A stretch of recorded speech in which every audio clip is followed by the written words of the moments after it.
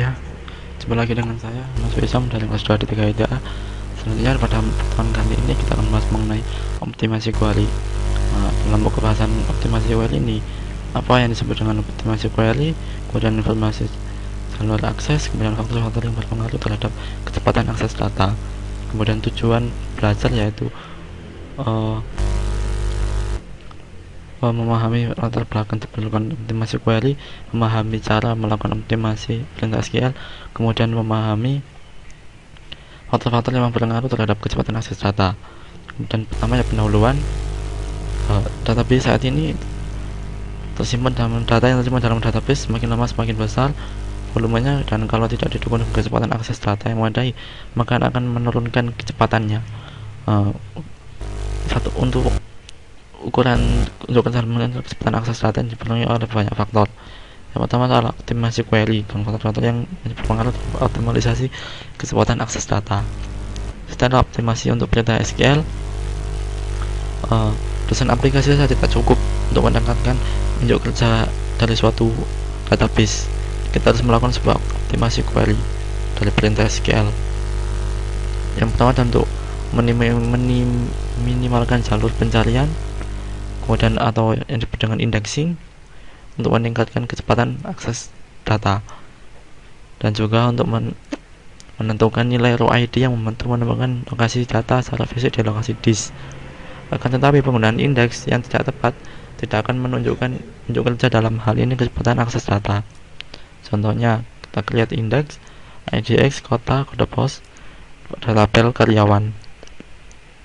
Kemudian kita seleksi untuk mencari tabel provinsi Jawa Barat.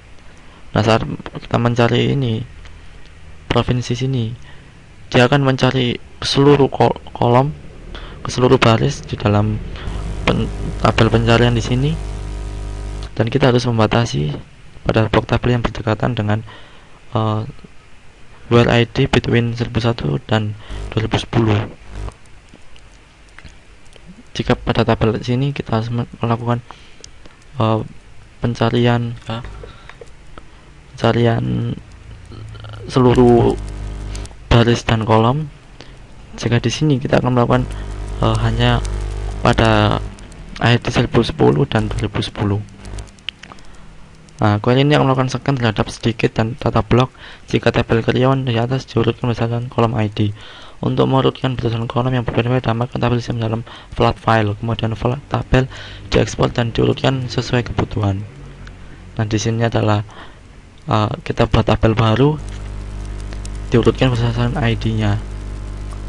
Nah, di sini selain itu optimasi query, kita lakukan perencanaan eksekusi. Bagaimana kita mendeskripsikan sebuah SQL. Pertama adalah plan table. Kita coba membuat plan table.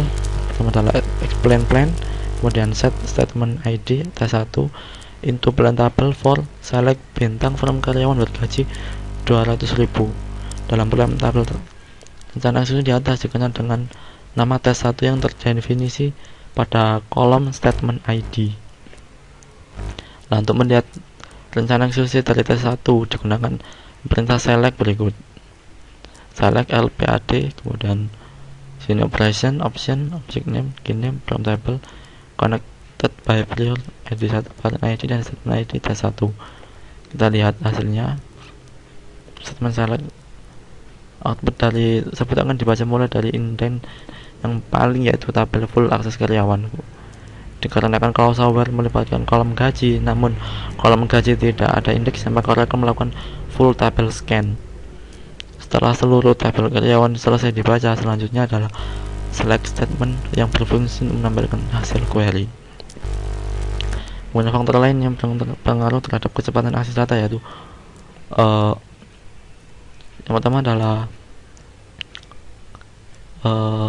optimasi aplikasi dan penggunaan cluster dan indeks. Hal ini akan dibahas dalam optimasi query berikut ini. Tidak adalah penggunaan komponen yang ada dalam arsitektur database engine. Misalnya pada database Oracle, kecepatan akses data dipengaruhi oleh penyesuaian pada share pool, buffer case, redo log buffer, dan sistem operasi yang digunakan. Kemudian optimasi aplikasi, kita harus memperhatikan desain aplikasi apakah sudah efisien seperti indeks dan cluster. Kemudian kita lakukan normalisasi atau denormalisasi. Kemudian cluster dan indeks. Cluster adalah suatu segmen yang menyimpan data dari tabel yang berbeda dalam struktur fisik disk yang berdekatan. Konfigurasi ini bermanfaat untuk akses data dari beberapa tabel yang sering di-query.